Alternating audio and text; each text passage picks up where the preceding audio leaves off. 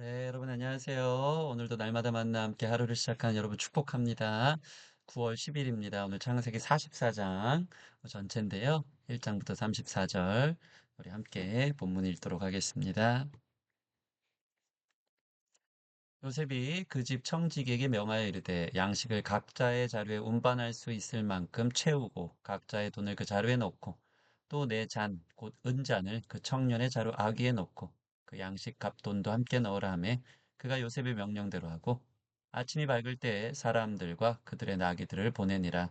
그들이 성읍에서 나가 멀리 가기 전에 요셉이 청지기에게 이르되 일어나 그 사람들의 뒤를 따라가서 그들에게 이르기를 너희가 어찌하여 선을 악으로 갚느냐 이것은 내 주인이 가지고 마시며 늘 점치는 데에 쓰는 것이 아니냐 너희가 이같이 하니 악하도다 하라. 청지기가 그들에게 따라가서 그대로 말하니 그들이 그에게 대답하되 내 주여 어찌 이렇게 말씀하시나이까 당신의 종들이 이런 일은 결탄코 아니하나이다. 우리 자루에 있던 돈도 우리가 가나안 땅에서부터 당신에게로 가져왔거늘 우리가 어찌 당신의 주인의 집에 은금을 도둑질하리이까. 당신의 종들 중 누구에게서든지 발견되든지 그는 죽을 것이요 우리는 내 주의 종들이 되리이다. 그가 이르되 그러면 너희의 말과 같이 하리라. 그것이 누구에게서든지 발견되면 그는 내게 종이 될 것이요 너희는 죄가 없으리라. 그들이 각각 급히 자루를 땅에 내려놓고 자루를 각기 푸니 그가 나이 많은 자에게서부터 시작하여 나이 적은 자에게까지 조사하매 그 잔이 베냐민의 자루에서 발견된지라. 그들이 옷을 찢고 각기 짐을 나귀에 싣고 성으로 돌아가니라. 유다와 그의 형제들이 요셉의 집에 이르니 요셉이 아직 그곳에 있는지라. 그의 앞에서 땅에 엎드리니 요셉이 그들에게 이르되 너희가 어찌하여 이런 일을 행하였느냐. 나 같은 사람이 점을 잘 치는 줄을 너희는 알지 못하였느냐. 유다가 말하되 우리가 내 주께 무슨 말을 하오리이까 무슨 설명을 하오리이까 우리가 어떻게 우리의 정직함을 나타내리이까. 하나님이 종들의 죄악을 찾아내셨으니 우리가 이 잔이 발견된 자가 다 내 주의 노예가 되겠나이다. 요셉이 이르되 내가 결코 그리하지 아니하리라. 잔이 그 손에서 발견된 자만 내 종이 되고 너희는 평안히 너희 아버지께로 도로 올라갈 것이니라. 유다가 그에게 가까이 가서 이르되 내 주여 원하건대 당신의 종에게 내 주의 귀에 한 말씀을 아뢰게 하소서. 주의 종에게 노하지 마소서. 주는 바로와 같으심이니이다. 이전에 내 주께서 종들에게 물으시되 너희는 아버지가 있느냐 아우가 있느냐 하시기에 우리가 내 주께 아뢰되 우리에게 아버지가 있으니 노인이요 또 그가 노년에 얻은 아들 청년이 있으니 그의 형은 죽고 그의 어미가 남긴 것은 그뿐이므로 그의 아버지가 그를 사랑하나이다 하였더니 주께서 또 종들에게 이르시되 그를 내게로 데리고 내려와서 내가 그를 보게 하라 하시기로 우리가 내 주께 말씀드리기를 그 아이는 그의 아버지를 떠나서 못 떠나지 못할지니 떠나면 그의 아버지가 죽겠나이다. 주께서 또 주의 종들에게 말씀하시되 너희 막내 아우가 너희와 함께 내려오지 아니하면 너희가 다시 내 얼굴을 보지 못하리라 하시기로 우리가 주의 종 우리 아버지에게로 도로 올라가서 내 주의 말씀을 그에게 아뢰었나이다. 그 후에 우리 아버지가 다시 가서 곡물을 조금 사오라 하시기로 우리가 이르되 우리가 내려갈 수 없나이다. 우리 막내 아우가 함께 가면 내려가려니와 막내 아우가 우리와 함께 가지 아니면 하면 그 사람의 얼굴을 볼 수 없음이니이다. 주의 종 우리 아버지가 우리에게 이르되 너희도 알거니와 내 아내가 내게 두 아들을 낳았으나 하나는 내게서 나갔으므로 내가 말하기를 틀림없이 찢겨 죽었다 하고 내가 지금까지 그를 보지 못하였거늘 너희가 이 아이도 내게서 데려가려 하니 만일 재해가 그의 몸에 미치면 나의 흰머리를 슬퍼하며 스올로 내려가게 하리라 하니 아버지의 생명과 아이의 생명이 서로 하나로 묶여 있거늘 이제 내가 주의 종 우리 아버지에게 돌아갈 때 아이가 우리와 함께 가지 아니하면 아버지가 아이의 없음을 보고 죽으리니 이같이 되면 종들이 주의 종 우리 아버지가 흰머리로 슬퍼하며 스올로 내려가게 함이니이다. 주의 종이 내 아버지에게 아이를 담보하기를 내가 이를 아버지께로 데려오지 아니하면 영영이 아버지께 죄짐을 지리이다 하였사오니 이제 주의 종으로 그 아이를 대신하여 머물러 있어 내 주의 종이 되게 하시고 그 아이는 그의 형제들과 함께 올려보내소서. 그 아이가 나와 함께 가지 아니하면 내가 어찌 내 아버지에게로 올라갈 수 있으리이까? 두렵건대 제 애가 내 아버지에게 미침을 보리이다. 아멘. 네, 오늘의 적용 하나님의 추적하심 앞에입니다. 드디어 요셉의 마지막 시험이 남았다. 형제들을 즐겁게 먹고 마신 뒤 이제 모든 문제를 해결하고 고국으로 돌아가려 한다. 그러나 요셉은 형제들을 그냥 보낼 수 없었다. 베냐민을 향한 시기나 질투의 모습은 없는 듯 보였으나 어제 베냐민만 5배가 넘는 음식을 줬지만 형제들이 함께 즐기는 모습, 즐거워하는 모습에 베냐민을 향한 시기나 질투의 모습은 전혀 없는 것으로 보였습니다. 형들이 변한 거죠. 근데 그것으로 멈출 수 없었고요. 형제들이 이제 운명 공동체가 되어 끝까지 함께 배려하고 사랑하는 형제들이 되어 있는지 요셉은 마지막 오늘 최종 점검을 합니다. 이는 하나님의 유업을 받을 만한 그릇들이 되었는지에 대한 마지막 시험이다. 여러분, 하나님도 양보 없습니다. 우리 끝까지 거룩하게 빚어가시고요. 우리를 변화시키고요. 하나님의 유업을 하나님의 약속을 받을 만한 그릇들이 될 수 있도록 우리를 성장시키시는 분이십니다. 죄와 더불어 우리는 하나님의 자녀로서 결코 살아갈 수 없는 것이죠. 자, 그래서 마지막 시험은 애굽 총리의 은잔 시험이었습니다. 애굽 총리의 은잔은 당시 점을 치는데 유용한 심지어 총리만의 보물이었습니다. 요셉은 이 은잔을 청지기를 시켜 형제들 몰래 베냐민의 자루에 놓도록 합니다. 네, 시험이었죠. 형제들은 영문도 모르고 아침이 밝아 나귀를 타고 이제 고국으로 성읍을 떠나 가려고 했습니다. 근데 요셉의 청지기가 급하게 달려옵니다. 그러더니 갑자기 형제들의 온 짐을 다시 수색하기 시작합니다. 총리의 은잔이 없어졌다는 것이죠. 여러분, 형제들은 정말 떳떳했습니다. 아무도 훔친 적이 없기 때문이죠. 그런데 이게 어찌된 일인지 막내 베냐민의 자루에서 은잔이 발견되고 만 것입니다. 11절, 12절. 그들이 각기 급히 자루를 땅에 내려놓고 자루를 각기뿐이 그가 나이 많은 자에게서부터 시작하여 나이 적은 자에게까지 조사하며 그 잔이 베냐민의 자루에서 발견되니라. 네, 첫째 르우벤부터 쭉 하나하나 샅샅이 뒤져서 추적해 봤더니 조사했더니 막내 베냐민의 자루에서 요셉의 은잔이 나온 것입니다. 이것은 또 무슨 억울한 일입니까? 갑자기 또 도둑놈들로 도둑으로 몰리기 시작한 것이죠. 형제들은 다시 요셉의 성으로 붙잡혀 옵니다. 그러나 형제들은요, 이 최종 시험을 통과할 만큼 많이 변해 있었던 것이 오늘 본문에 드러나고 있습니다. 첫 번째는 무엇입니까? 베냐민을 죄인으로 몰아세우지 않은 것이죠.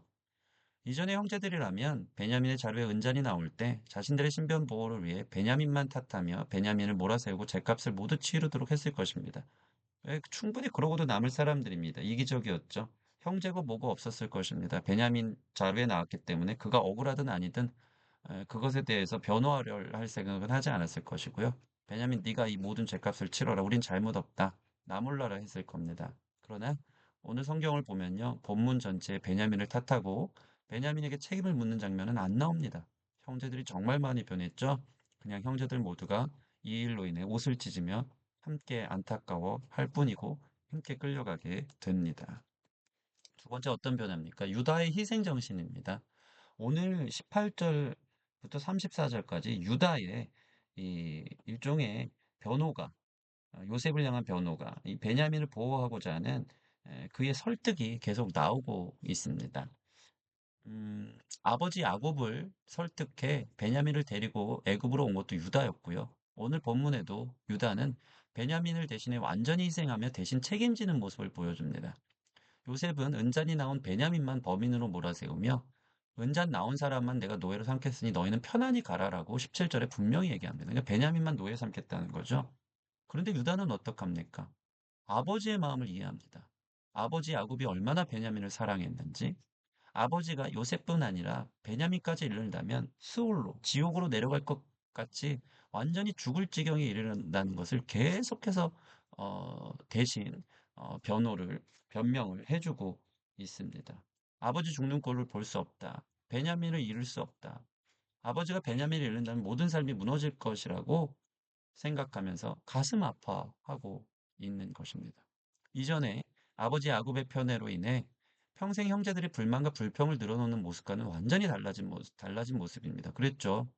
야곱의 편애로 형제들이 야곱을 얼마나 원망하며 얼마나 시기 질투했습니까? 그러면서 또 되게 아빠에 대해서 불평과 원망도 많았을 것입니다. 뒤에서 늘 뒷담화하면서 아버지와 야곱, 요셉을 증오했겠지요.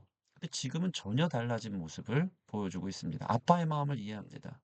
심지어는요, 아버지를 생각하고 또 베냐민을 생각하며 대신 종이 되겠다. 여러분, 당신 노예는요, 사람됨을 포기하는 것입니다. 동물처럼 그냥 지내는 것입니다. 근데 유다는 아빠의 마음을 이해해서 베냐민을 대신해 자기가 종이 되겠다며 엄청난 희생 정신으로 요셉의 마음에 엄청난 감동과 울림을 줍니다. 저는 오늘 이 본문 보면서 유다의 자손, 유다를 통해서 이 예수님의 계보까지 이어지는데요. 정말 예수님의 모습이 보여지는 변화까지 하나님의 자녀, 네, 맏아들 대신 예수님의 형제들과 같이 변화되는 이 모습들을 볼 수 있는 것이죠. 여러분, 예수님이 우리를 대신하여 죽음의 죄의 종이 되셨습니다. 십자가에 달려 죽으신 것이죠. 희생하셨습니다. 왜요? 아버지 되신 하나님이 우리를 잃는 것을 정말 고통스러워하는 것을 예수님이 체휼했기 때문이죠. 그 마음 가운데 하나님 아버지가 당신의 사랑하는 사람들이, 인간들이 죄 가운데 떨어져 나가는 것을 도무지 볼 수 없다는 그 마음이 예수님의 동일한 마음이었고요. 대신 죄의 종 십자가에 죽기까지 우리를 대신해서 희생하셨던 그 사랑. 오늘 유다의 모습을 통해 감히 볼 수 있는 것. 오늘 본문을 통해 예수님의 사랑 또한 우리가 느낄 수 있는 그러한 모습을 본문을 통해 은혜로 나눌 수 있겠습니다.